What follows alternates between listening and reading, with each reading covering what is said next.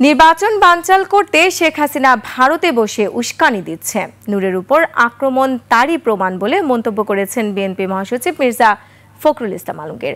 তিনি বলেছেন, আর কারো উপর হামলা হলে বরদাস্ত করা হবে না বলেও হুঁশিয়ারি দেন তিনি।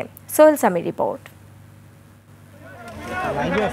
দলের ৪৭তম প্রতিষ্ঠাবার্ষিকীতে জনদুর্ভোগ কমাতে র্যালির পরিবর্তে বিএনপির পরিচ্ছন্নতা কর্মসূচি। রাজধানীর উত্তরায় খাল পরিষ্কারের মধ্য দিয়ে মাসব্যাপী এই কর্মসূচির উদ্বোধন করেন বিএনপি মহাসচিব মির্জা ফখরুল ইসলাম আলমগীর।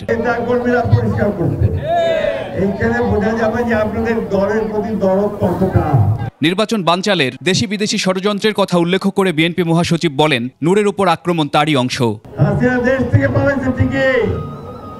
কিন্তু শয়তানি ছাড়ে নাই, ওই ভারতে গিয়ে আবার শয়তানি শুরু করতে, ছাত্রলীগকে উস্কায় দেয়, এই তোমরা গোলমাল করো, মিটিং করো, মিছিল করো, মারামারি করো, নেতাদেরকে মারো।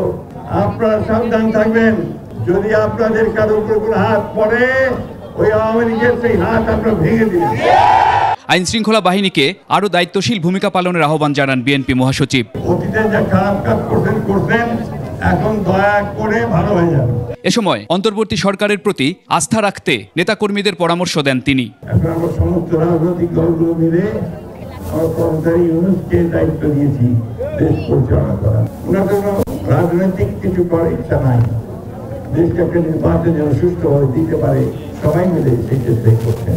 এদিকে রাজধানীর মুগদায় বৃক্ষরোপণ ও পরিষ্কার পরিচ্ছন্নতা কার্যক্রমে অংশ নেয় ঢাকা মহানগর দক্ষিণ বিএনপি। কর্মসূচির উদ্বোধন করেন বিএনপি নেতা গয়েশ্বর চন্দ্র রায়।